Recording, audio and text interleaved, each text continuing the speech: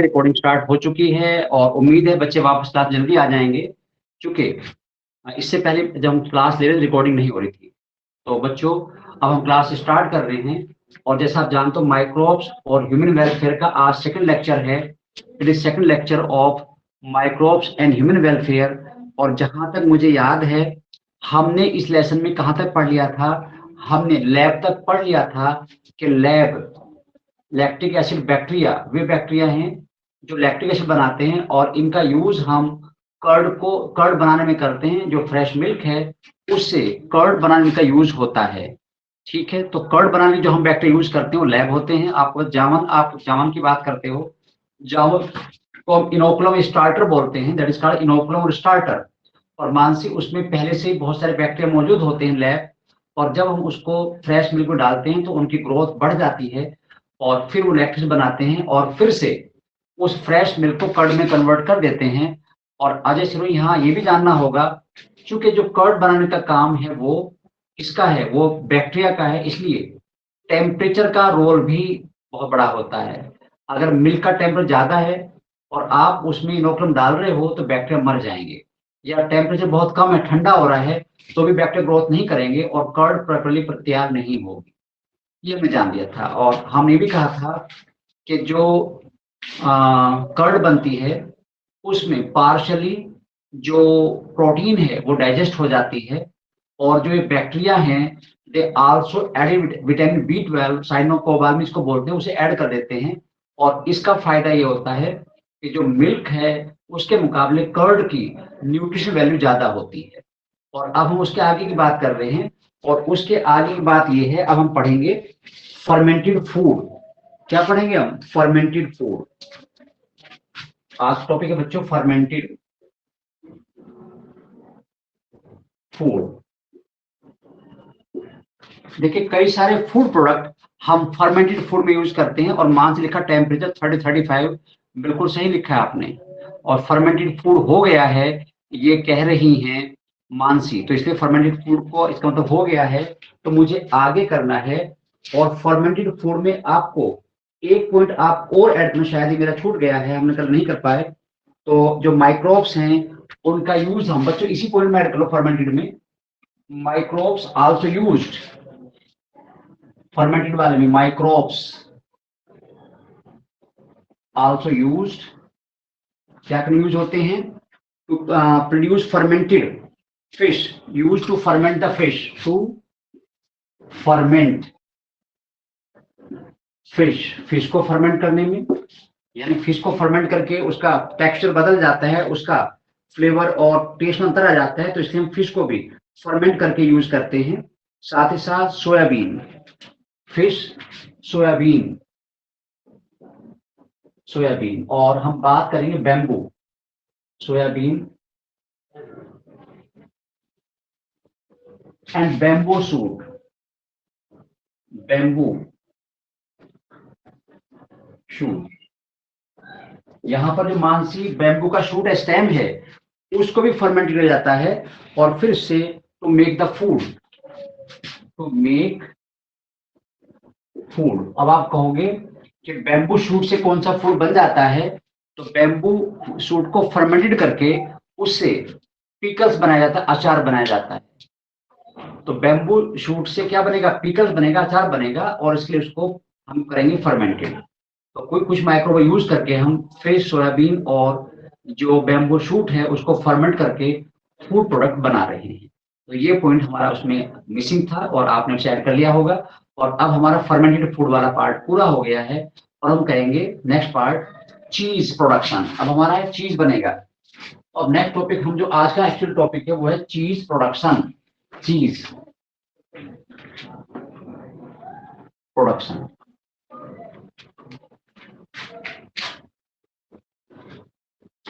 या चीज preparation.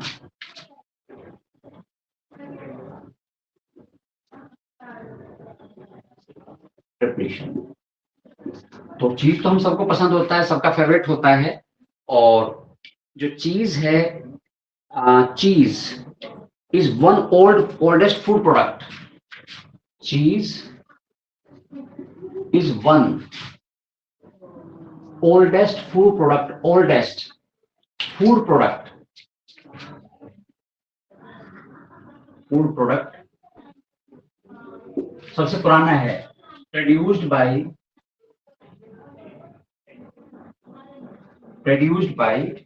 Bacterial ferment, produced by not microbial fermentation. इसको हम प्रोड्यूस करते हैं माइक्रोबियल फर्मेंटेशन से, प्रोड्यूस्ड बाय माइक्रोबियल एक्शन। तो चीज भी माइक्रोबियल एक्शन से बन रहा है, ठीक है, प्रोड्यूस्ड बाय माइक्रोबियल एक्शन। और डिफरेंट टाइप के चीज अवेलेबल हैं, तो there are different variety of cheese. आप कई बार जानते हो there are different varieties of cheese. तो चीज की कई सारी वैरायटीज हैं, ठीक है, और उनका फ्लेवर, टेक्सचर और टेस्ट अलग होता है। डिफरेंस क्या है? विच डिफर इन, मान से डिफरेंट वैरायटीज हैं विच डिफर इन फ्लेवर, उसका अलग होता है, डिफरेंट फ्लेवर का होता है, फ्लेवर, टेस्ट एंड टेक्सचर, उसका टेक्सचर अलग होता है। कोई सॉफ्ट होता है, कोई गफी होता है, कोई स्पॉन्जी होता है। और फ्लेवर और टेस्ट, तीन प्रॉपर्टी में जो चीज है वो डिफरेंट होते हैं। और उसमें मैंने क्या लिखा? फ्लेवर लिखा है और उसका टेक्सचर लिखा है और टेस्ट लिखा है। अब कौन कौन सी चीज ज्यादा फेमस है जो हम बनाते हैं? अब हम ये भी जानते हैं स्विस चीज। पहला क्या? Swiss cheese. Swiss cheese is produced by, किससे बनाएंगे? Produced by Propionibacterium shermanii. ये बैक्टीरिया लिख रहा हूं, प्रोपाइनिबैक्टीरियम, प्रोड्यूस्ड बाय जो बैक्टीरिया नाम है वो प्रोपायोनिबैक्टीरियम शर्मानी है। प्रोपायोनिबैक्टीरियम, पायोनी बैक्टीरियम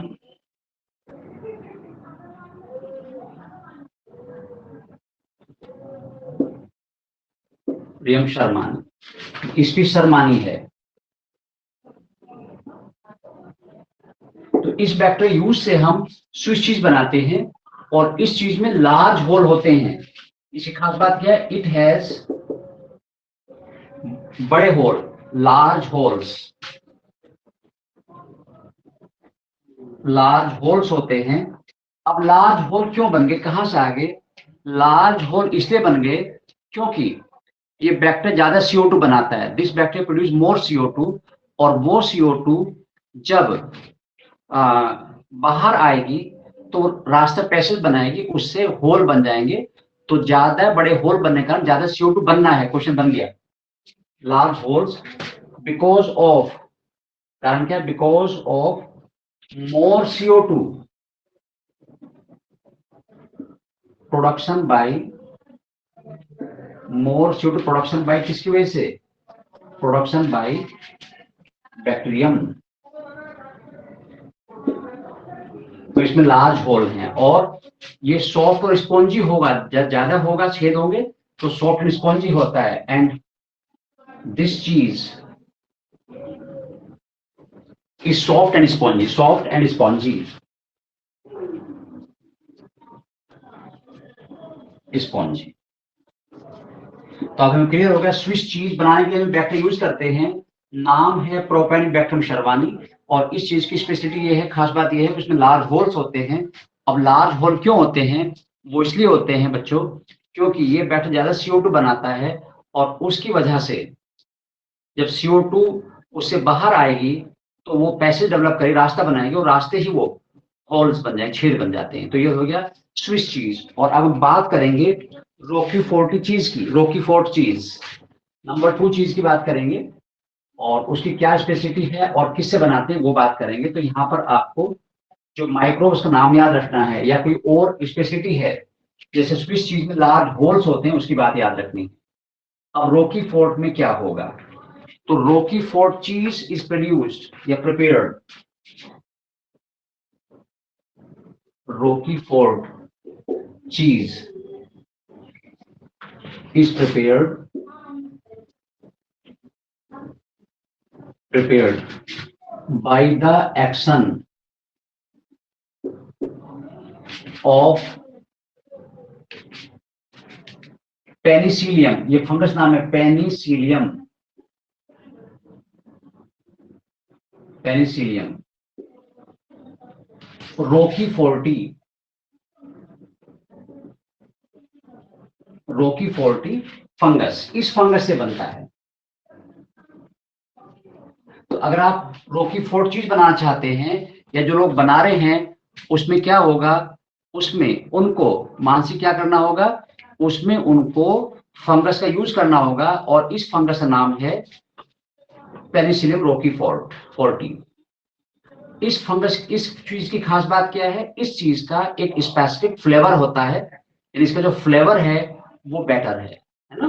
तो दिस चीज has a good flavour, this चीज हैज गुड फ्लेवर। लो जी, तो इसका फ्लेवर अच्छा है इसलिए इसको भी लोग पसंद करते हैं, रोकीफोर्ट चीज को पसंद करते हैं।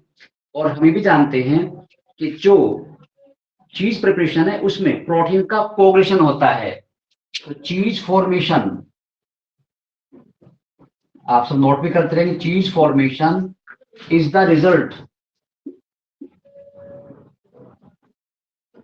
Result of protein coagulation. Protein coagulate हो जाएगी, प्रोटीन कोगुलेशन,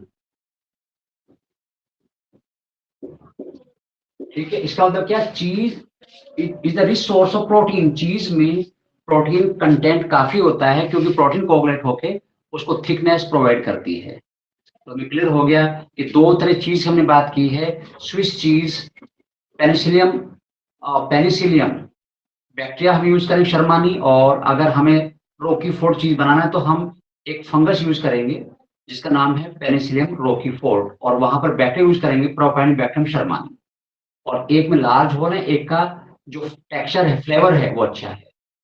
अब देखिए कई बार ऐसा भी होता है, आप देखते होंगे कि दूध रखा है, उबालना भूल गए और कहते हैं दूध बैठ गया, वो भी एक थिकनेस डेवलप होगी इसमें। तो क्या दैट शुड बी यूज्ड, क्या हम उसका यूज कर सकते हैं? Mansi it should not be used, उसका यूज नहीं किया जा सकता। और यूज क्यों नहीं किया जा सकता? क्योंकि उसका प्रोसेस चित्राली अलग है, जो उसका प्रोसेस है वो डिफरेंट प्रोसेस है। वहां पर हुआ प्रोटियोलिसिस, वहां पर माइक्रोब दूसरे हैं, बैक्टीरिया दूसरे हैं, और प्रोसेस क्या हुआ, प्रोटियोलिसिस, और उसमें बेसिकली बनते हैं अमाइंस जो हमारे लिए हार्मफुल हैं। तो अगर ऐसे दूध बैठ गया, खराब हो गया, तो आप उसे बिल्कुल यूज ना करें, वो हमारे टॉक्सिक है। और कई बार हम कंजूसी में दूध को फेंकते नहीं, कहते चीज बना लो इसका, बैटर तब भी रहेगा, बैटर तब भी मौजूद रहेगा। तो anyway should not be used, किसी भी तरह इसका यूज नहीं किया जाना चाहिए क्योंकि वो प्रोसेस हुआ है प्रोटियोलिसिस, ठीक है। और अब हम बात करेंगे माइक्रोब्स इन इंडस्ट्रियल प्रोडक्ट्स। अब नेक्स्ट हमारा टॉपिक उसमें होगा microbes in industrial product, industrial product कि कौन कौन से इंडस्ट्रियल प्रोडक्ट में मिल रहे हैं उसकी बात करेंगे। तो बच्चों हेडिंग है माइक्रोब्स इन, ये नेक्स्ट पार्ट है इसमें, इंडस्ट्रियल प्रोडक्ट। तो माइक्रोब्स इन इंडस्ट्रियल प्रोडक्ट की हम बात कर रहे हैं। और हम ये सब जानते हैं कि इंडस्ट्रियल प्रोडक्ट लार्ज स्केल पे लिए जाते हैं, काफी बड़े अमाउंट में इनको प्रोड्यूस किया जाता है, और इसको इसलिए हमें फर्मेंट जरूरत पड़ी फर्मेंटर की, we have need of fermenter. और फर्मेंट लार्ज वेसल है जो बेसिकली स्टील से बनाए जाते हैं, और उसमें हम कल्चर करते हैं, बैक्टीरिया को ग्रो करते हैं, उसमें बैक्टीरिया ग्रो होता जाता है, नंबर बढ़ा जाता है, साथ ही साथ प्रोडक्ट बनाता चलता है। तो ये अगर हमें लार्ज स्केल प्रोडक्शन करना है तो we have to culture the microbes in the fermenter. तो to get the product at large scale, to get product, Mansi क्या है, to get the product in large scale, in large scale microbes are grown,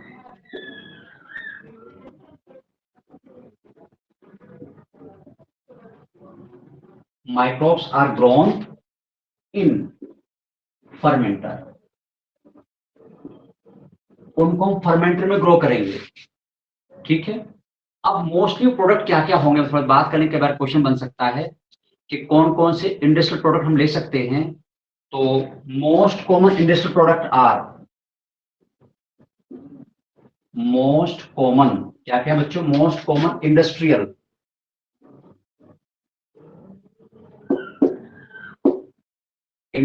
products are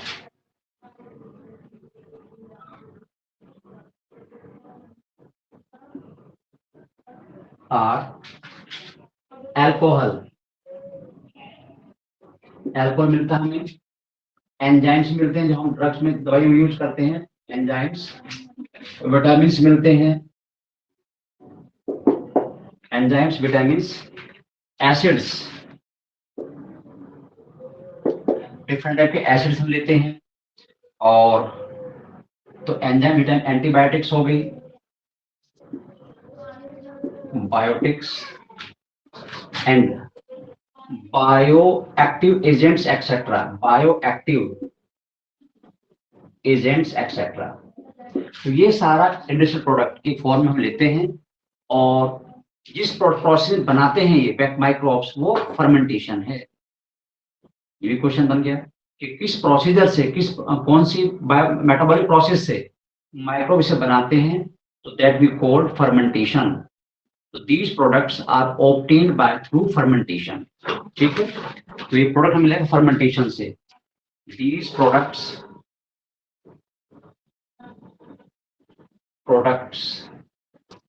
are obtained by fermentation.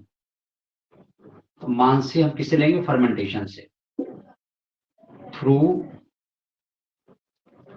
Fermentation, जो fermentation उसके थ्रू हम इसको लेंगे, through fermentation. अब अगला क्वेश्चन बनता है चित्राली कि फर्मेंटेशन है क्या, व्हाट इज फर्मेंटेशन। ठीक है, फर्मेंटेशन बात करेंगे तो फर्मेंटेशन क्या है।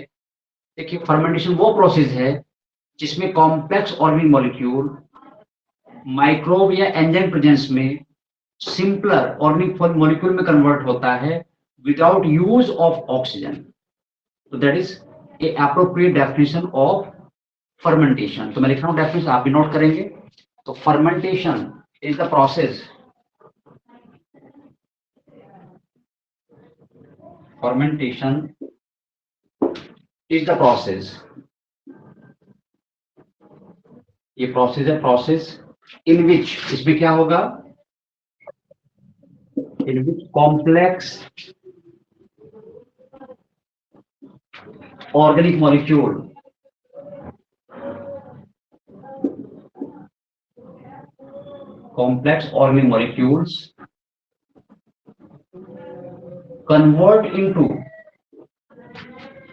convert into simpler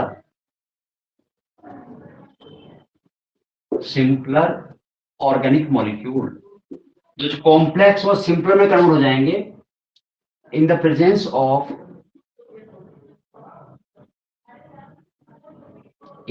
presence of microbe, या तो माइक्रोब डायरेक्ट यूज करो आप, या उसका एंजाइम, माइक्रोब और एंजाइम, माइक्रोब और एंजाइम। और बड़ी बात है, without use of oxygen,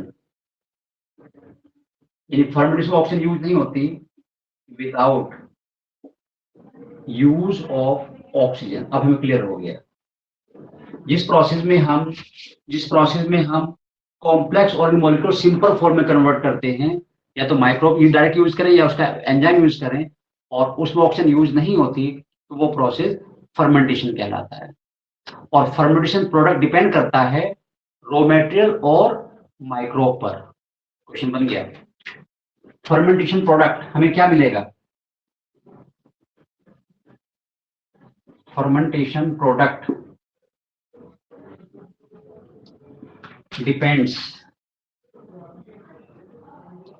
depends on raw material. क्या आप क्या यूज कर, रॉ मटेरियल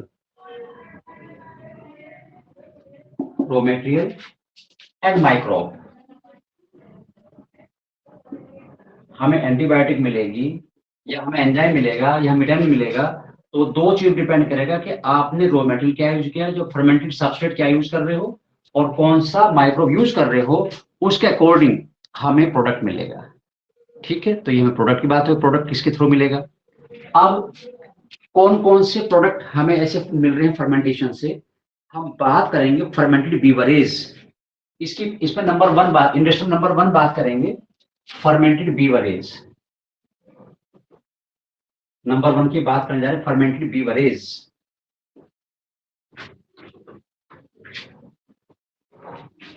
चलिए अब बात कर रहे हैं फर्मेंटेड बीवरेज की।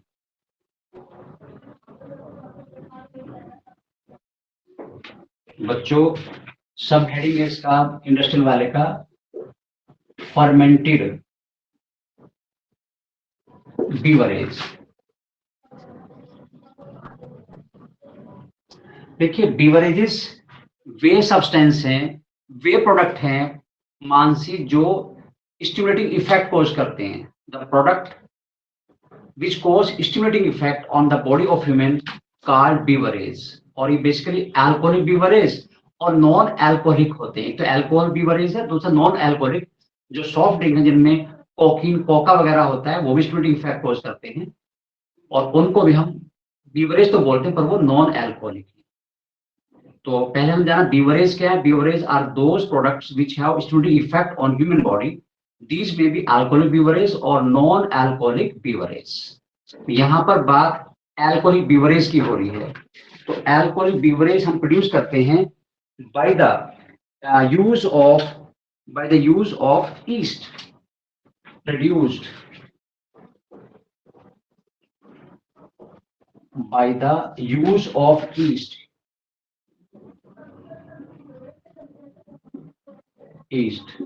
और इसका साइंटिफिक नेम क्या है,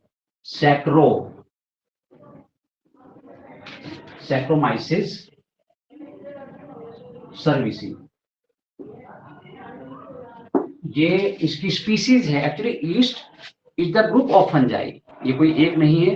जो फर्मेंटेशन यूज होती है उनके ग्रुप को हम ईस्ट बोलते हैं और वो ईस्ट जो अल्कोहल बनाती है वो सैक्रोमाइसिस सर्विसी है और इसको हम बोलते हैं Brewer east. It is commonly known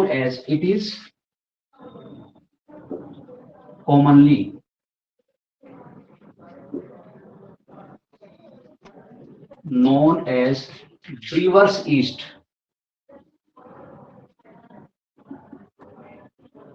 इसे हम ब्रीवर्स ईस्ट बोलते हैं और ये ईस्ट क्या करती है, this east produce जाइमेज enzyme.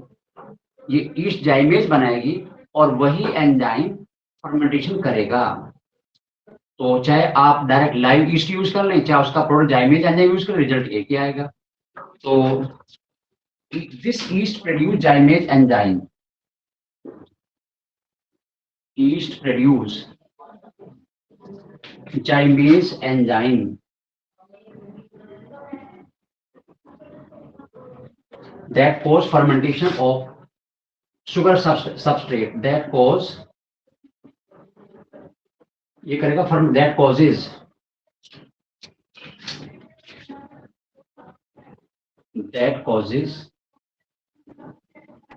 fermentation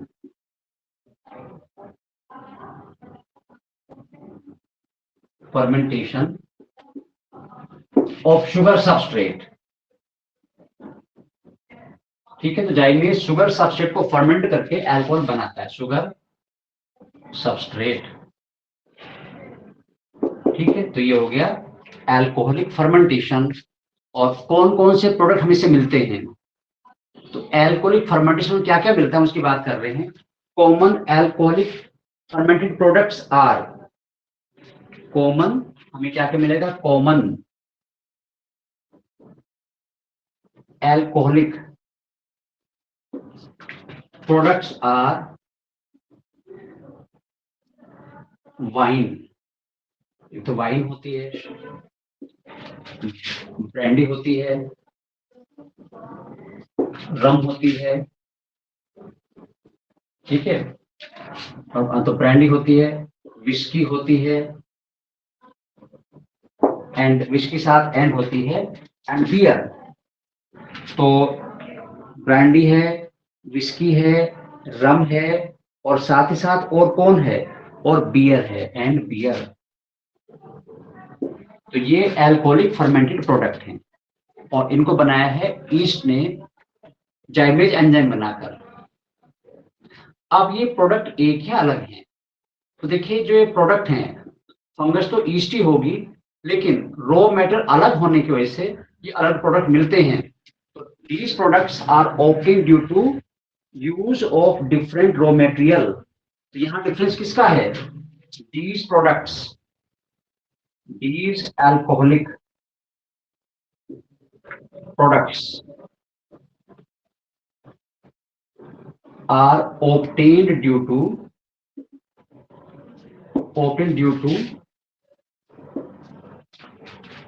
use of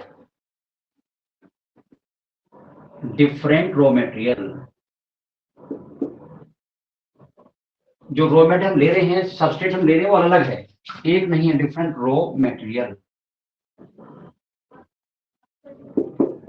तो किसी में वाइन मिलेगी, किसी अल्कोहल में, किसी बियर मिलेगी। जैसे आप कहते हो ग्रेप से, अंगूर से मिलता है, या हम कहते हैं बियर जो है वो बार्ले से मिलती है, बनाई जाती है। तो ये डिफरेंस है, वो रॉ मटेरियल सबस्ट्रेट अलग होने की वजह से हमें अलग प्रोडक्ट मिल रहा है। और अब हम बात करें तो जो ये प्रोडक्ट है बच्चों, ये प्रोडक्ट दो तरह के हैं, डिस्टिल्ड और अनडिस्टिल्ड। ठीक है, तो ये जो हमने 5-6 प्रोडक्ट लिखे हैं, ये दो तरह के हैं। तो alcoholic beverage are of two types, alcoholic beverages are of two types।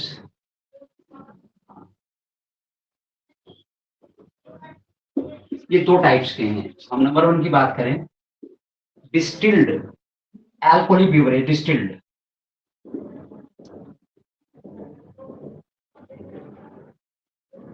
Distilled beverage obtained by distillation, obtained by distillation। जिनको हम obtain करेंगे वो प्रोसेस होगा डिस्टिलेशन, बाय डिस्टिलेशन।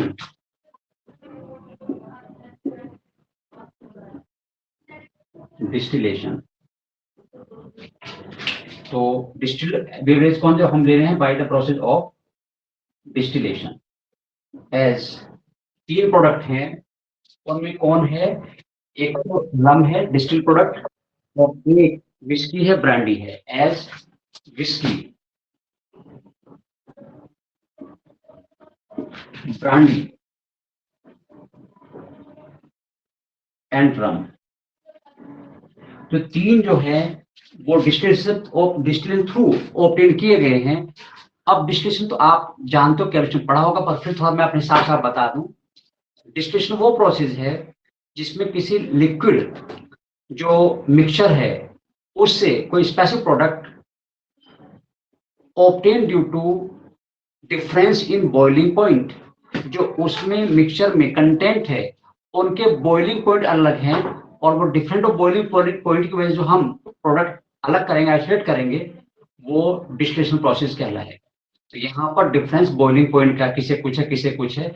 अगर आप कोई मिक्सचर ले रहे हो, उसमें वाटर का अलग है, अल्कोहल का अलग है, सबका अलग है, और फिर उस टेम्परेचर पर आप उसे अलग कर लोगे, क्योंकि वो उस पर बॉइल्ड हो जाएगा, इवेपोरेट हो जाएगा, और दूसरा नहीं होगा। तो उसे बोलते हैं डिस्टिलेशन। और अगर हम बात करें, wine and beer are produced without distillation. Number 2 क्या है, non distilled, distilled beverage produced या ऑब्टेन्ड विदाउट डिस्टिलेशन। ऑब्टेन्ड, ये क्वेश्चन इसके लिए इंपॉर्टेंट बन रहा है कि कौन से डिस्टिलेशन से, कौन non distillation. Obtained without distillation, यहां डिस्टिलेशन नहीं करेंगे। और एज हम बात करें किसकी, wine and beer. Wine and beer जो हैं वो विदाउट डिस्टिलेशन ऑब्टेन होते हैं, और जो रम है, विस्की है, ब्रांडी है, ये डिस्टिलेशन से ऑब्टेन किए जाते हैं। तो ये हमारा हो गया क्या, ये अल्कोहल की बात हो गई। और अल्कोहल लार्ज के बाद जानते हो, न जाने कितने आप रोड पे निकलते हो लिखा हुआ है इंडियन वाइन, इम्पोर्टेंट वाइन और इंग्लिश वाइन। तो बहुत सारी इस तरह की शॉप्स खुली हुई हैं जहाँ पर लोग लाइन लगाते हैं। आपको याद है कोरोना में जब इनको ओपन किया गया था तो किलोमीटर लंबी लाइन लग गई थी, और अच्छा होता कि गवर्नमेंट इनको कुछ दिन और ना खोलती, तो जो लोग एडिक्ट हैं, अल्कोहल एडिक्ट, शायद उनका एडिक्शन खत्म हो जाता। क्योंकि जब इतने टाइम उनको नहीं मिलेगी तो कहीं ना कहीं वो मजबूर होके उनका जो रिफ्लेक्स है, जो विड्रॉल सिंड्रोम सिम्टम्स हैं, वो शायद खत्म हो सकते होंगे। पर चलिए खैर, जो भी कुछ है वो अलग बात है, हम तो अपनी पर्सनल राय की बात कर रहे हैं, उसका कोई दुनियादारी से मतलब नहीं है। और अब हम सेकंड प्रोडक्ट की बात करेंगे, एंटीबायोटिक्स की। तो चित्राली, नेक्स्ट फर्मेंटेड ब्यूबेरीज के बाद अब हम बात करेंगे एंटीबायोटिक्स।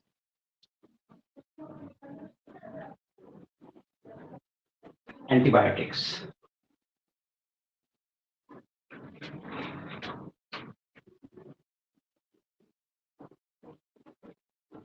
जाने एंटीबायोटिक्स क्या है।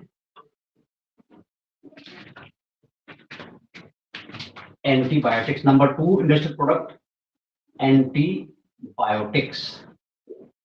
नाम सुनते ही हम सबको याद है एंटीबायोटिक। बहुत घर में बात होती है कि इस बीमारी के लिए एंटीबायोटिक, इसलिए एंटीबायोटिक है। और क्योंकि आप डॉक्टर बनोगे, आपके तो एंटीबायोटिक बहुत बड़ा नाम होगा, आपको बहुत सारा नाम याद रखना, ट्रीटमेंट के अकॉर्डिंग आपको एंटीबायोटिक यूज करनी होगी। और अगर हम कुछ साल पहले कंपेरिजन करें आज से, तो जब से एंटीबायोटिक आई हैं तो जो ट्रीटमेंट है वो काफी, उसका सक्सेस रेट बढ़ गया है। क्योंकि जो कुछ साल पहले इनक्यूरेबल डिजीज थी, अब वो क्यूरेबल हो गई हैं due to use of antibiotics. और हम पता है दुनिया को पहले एंटीबायोटिक देने वाले कौन है, अलेक्जेंडर फ्लेमिंग है। ही गिव द फर्स्ट एंटीबायोटिक। ठीक है, तो हम बात करेंगे किसकी, एंटीबायोटिक्स की। तो एंटीबायोटिक्स आर केमिकल। क्या है ये, एंटीबायोटिक्स आर केमिकल्स। केमिकल्स, और क्या होता है,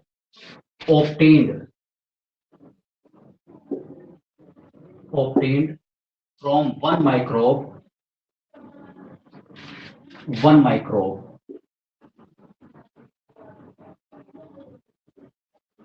and destroy or inhibit the growth and destroy or inhibit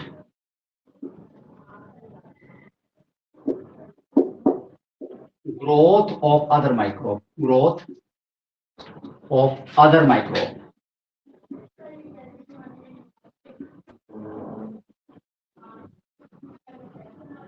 ये डेफिनेशन है कि एंटीबायोटिक्स वे केमिकल्स हैं जो किसी एक माइक्रोब से मिलते हैं और दूसरे माइक्रोब ग्रोथ का रोकते हैं या उसे मार दे, डिस्ट्रॉय कर देते हैं। तो दीज आर कॉल्ड एंटीबायोटिक्स। अब यहाँ पे हमें जाना पड़ेगा, एंटीबायोटिक एक ग्रीक वर्ड है जिसका मतलब अगेंस्ट लाइफ होता है। Antibiotic is a Greek word. ये ग्रीक वर्ड है, इट मीन्स अगेंस्ट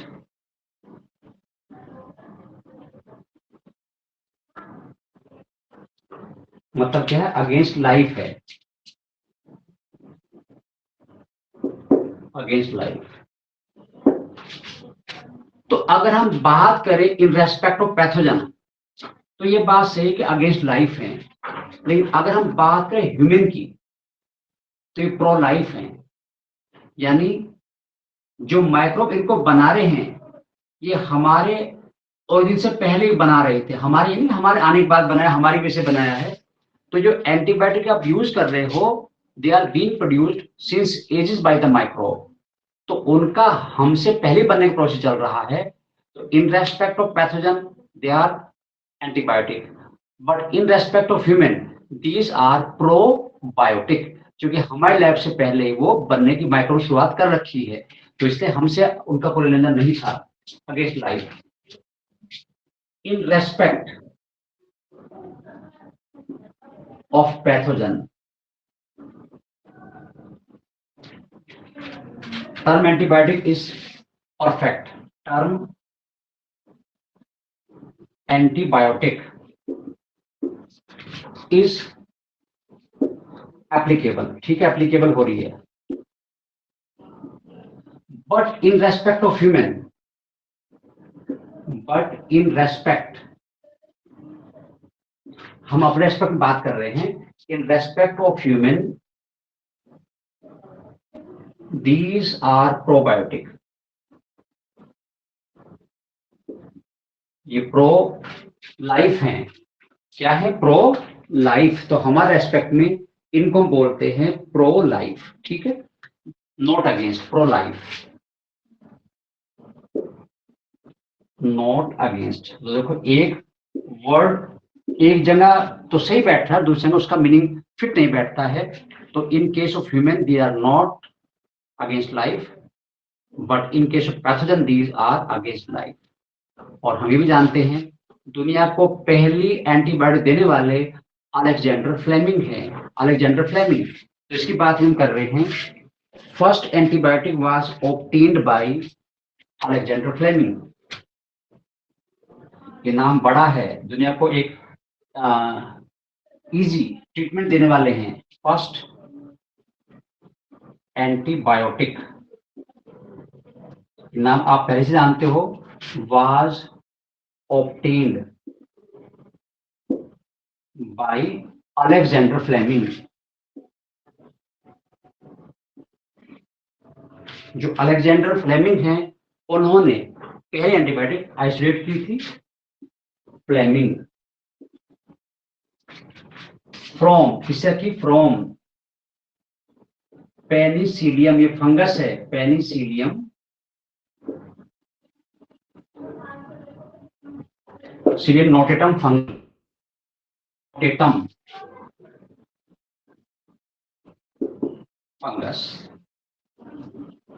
और जो एंटीबायोटिक है उसका नाम है penicillin, and this antibiotic is, ये लाइन इंपॉर्टेंट होगी, यहाँ पे तीन इंपॉर्टेंट क्वेश्चन बन गए। एंटीबायोटिक इज पेनिसिलिन, ये दुनिया की पहली एंटीबायोटिक है। और इसको दुनिया के सामने लाने वाली चित्राली जी कौन है?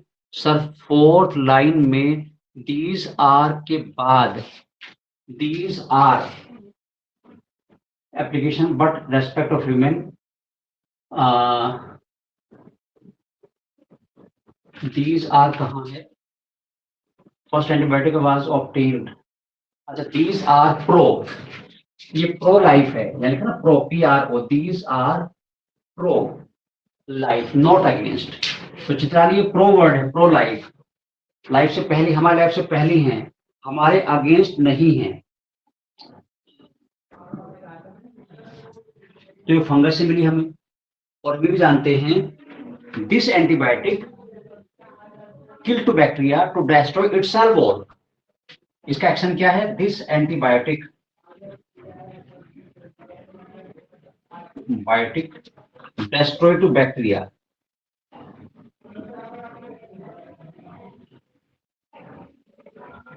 by damaging its cell wall,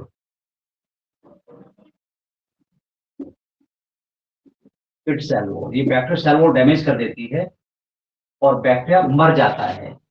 तो पेनिसिलिन का एक्शन किस पार्ट पे? सेल वॉल पर है। और सेल वॉल के जो ग्लाइकोसाइडिक बॉन्ड है उनको ब्रेक कर देती है, सेल वॉल रप्चर्ड और टूट जाती है और बैक्टीरिया उसके बाद मर जाता है। और चित्राली जी ये एक्शन किसका है? That action belong to the penicillin antibiotic, दुनिया की पहली एंटीबायोटिक है। और हम ये भी जानते हैं कि इस एंटीबायोटिक का बहुत बड़ा यूज सेकेंड वर्ल्ड वॉर में अमेरिकन सोल्जर्स को ट्रीटमेंट करने में किया गया था। This antibiotic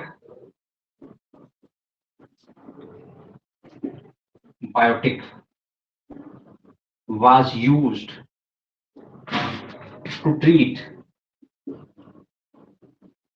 injured American soldier, injured American soldier,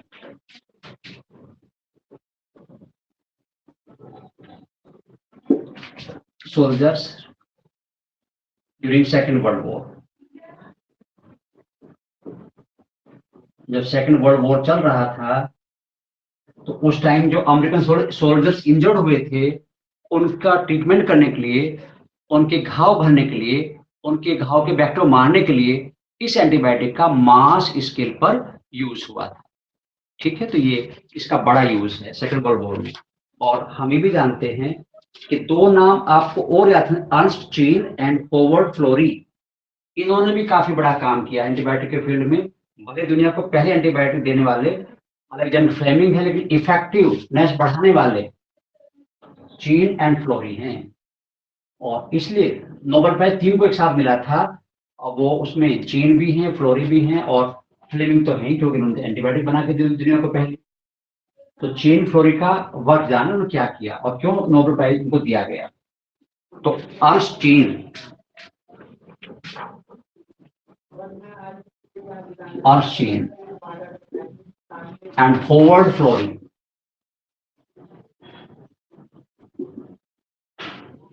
flori, ये दो नाम है, Ernst Chain and Howard Florey, work to develop potential and effective antibiotics, worked to develop potential यानी बहुत strong potential and effective antibiotics, and effective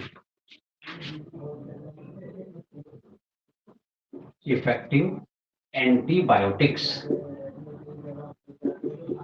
ठीक है, तो इनका रोल क्या है, इन्होंने डिस्कवरी नहीं की, लेकिन जो एंटीबायोटिक थी उनको कैसे इफेक्टिव बनाया जाए और कैसे उनको स्ट्रॉन्ग बनाया जाए, ये काम करने वाले अर्नस्ट चीन एंड फ्लोरी हैं। ठीक है, और Chain, Florey and Fleming were awarded by, इनको दिया गया Nobel Prize, were awarded by Nobel Prize, बिल्कुल हकदार थे, इनको मिलना चाहिए था और मिल गया, अच्छी बात है, नोबेल प्राइज। तो चित्र दिया गया नोबेल प्राइज इन 1945 उनके इस कॉन्ट्रीब्यूशन के लिए, दुनिया को एक इनक्यूरेबल डिजीज का इलाज देने के लिए उनको नोबेल प्राइज दिया गया। ठीक है, नोबेल प्राइज दिया गया 1945 में दिया गया। तो भले ही पहली एंटीबायोटिक पेनिसिलिन है, लेकिन अगर क्वेश्चन ऑफ वेक्टर से मिलने वाली पहली एंटीबायोटिक कौन सी है, ये तो फंगस है, और पहली एंटीबायोटिक है, first antibiotic, first antibiotic from bacteria, bacteria की बात कर रहे हैं हम, bacteria was obtained bye Voxman. तो वॉक्समैन ने पहले एंटीबायोटिक निकाली बैक्टीरिया से, जबकि पहले एंटीबायोटिक अगर बात करें और फर्स्ट एंटीबायोटिक इज पेनिसिलिन, लेकिन फर्स्ट बेटर एंटीबायोटिक तो फिर वो वॉक्समैन का नाम आएगा और वो एंटीबायोटिक स्ट्रेप्टोमाइसिन है by Waksman, that is streptomycin, streptomycin. और बैक्टीरिया कौन से, ऑब्टेन फ्रॉम, अब बैक्टीरिया नाम भी आपको याद रखना चाहिए, obtain from Streptomyces griseus, Streptomyces griseus bacteria, from Streptomyces griseus. तो इस बैक्टीरिया को आइसोलेट किया गया था, ग्रीसियस से आइसोलेट किया गया है।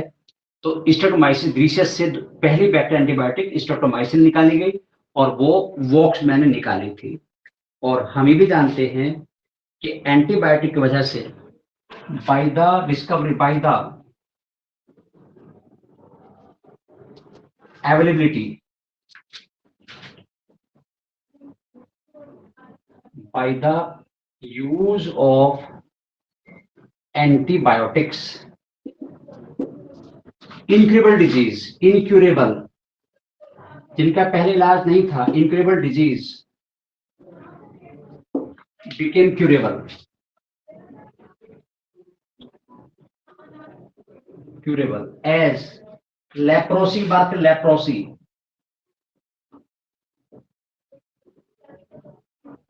इसे बोलते हैं कुष्ठ रोग, कोढ़ी, बड़ा खतरनाक रोग था जी कुष्ठ रोग,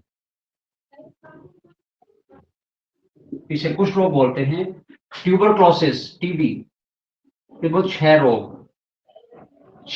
रोग, हिंदी में क्षय रोग बोलते हैं, और कुष्ठ रोग बोलते हैं किसको, लेप्रोसी को बोलते हैं। और हम जानते हैं कि जो वूपिंग कफ है, काली खांसी, वूपिंग कफ, कुत्ता खांसी बोलते हैं वूपिंग कफ,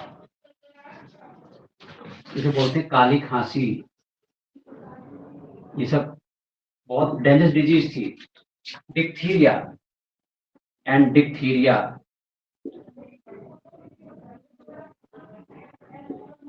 डिप्थीरिया इसको बोलते हैं गलघोटू। जो डिप्थीरिया है इसको कहा जाता है गलघोटू, ठीक है, गलघोटू, घोटू, ये हिंदी नाम भी है साथ में। तो ये सब बीमारी पहले इनक्यूरेबल थी, या बहुत इनका ट्रीटमेंट बहुत आसान नहीं था, और अब एंटीबायोटिक वजह से इनका ट्रीटमेंट बहुत इजी है, अवेलेबल है, और हम आसानी से कर सकते हैं। अब देखिए इफेक्ट के बेस पर दो तरह के एंटीबायोटिक और हम बात करेंगे। एक हम बात करेंगे broad spectrum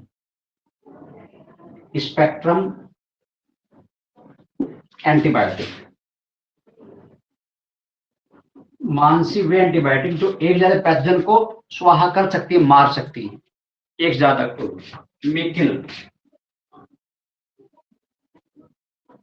more than one pathogen, यानी कई का अगेंस्ट काम कर सकती है। एक तलवार कई को मार सकती है, जैसा है प्रोवर्ब, मुझे पर पकड़ नहीं आई, ऐसी बोल देना तो। और याद रखें ब्रॉड एंड स्पेक्ट्रम एंटीबायोटिक एक ज्यादा पैथोजन को मारती हैं। एज एग्जांपल जान लें कौन कौन सी ब्रॉड स्पेक्ट्रम है, उनके नाम है ampicillin and amoxicillin. As ampicillin and amoxicillin, ठीक है, ये ब्रॉड स्पेक्ट्रम एंटीबायोटिक है। और दूसरे नैरो स्पेक्ट्रम, और चित्राली जी क्या है, ये एक को ही मारेंगे, स्पेक्ट्रम, किल ओनली वन पैथोजन, किल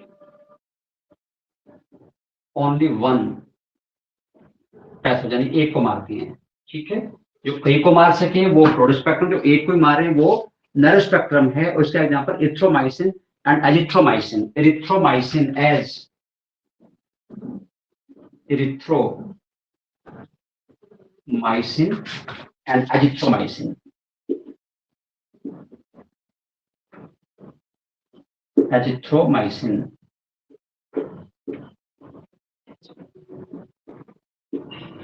ठीक है। तो नैरो स्पेक्ट्रम एक को ही मारेगी, ब्रॉड स्पेक्ट्रम एक ज्यादा को मारेगी, तो ज्यादा इफेक्टिव, ज्यादा असरदार कौन हुई, ब्रॉड स्पेक्ट्रम, क्योंकि एक ही कई को मार रही। आजकल डॉक्टर ज्यादातर ब्रॉड स्पेक्ट्रम यूज करते हैं कि पैथोजन कोई भी हो उसे मार दिया जाएगा, और जब स्पेसिफाई होगा यही पैथोजन है तो हम नैरो स्पेक्ट्रम भी यूज करते हैं, जरूरी है हम ब्रॉड स्पेक्ट्रम यूज करें। और चलिए खैर, तो ये एंटीबायोटिक की बात हो गई। तो माइक्रोब्स कितना हमें फायदा पहुंचा रहे हैं, हम तो पहले लेसन पढ़ा ह्यूमन हेल्थ, तो गुस्सा आ गया, इतने बदतमीज माइक्रोब बीमार करे जा रहे हैं। यहाँ पर अच्छा लग रहा है कि माइक्रोब्स तो हमें बहुत सारे यूजफुल प्रोडक्ट भी दे रहे हैं और जिंदगी संवारने बचाने में हेल्प कर रहे हैं। तो बच्चों आज एंटीबायोटिक के साथ यही क्लास खत्म करते हैं, और कल की क्लास में आगे और कौन कौन से माइक्रोब्स हमारे लिए यूजफुल हैं उनकी बात करेंगे। चलिए, thanks for being together and see you tomorrow at 8 PM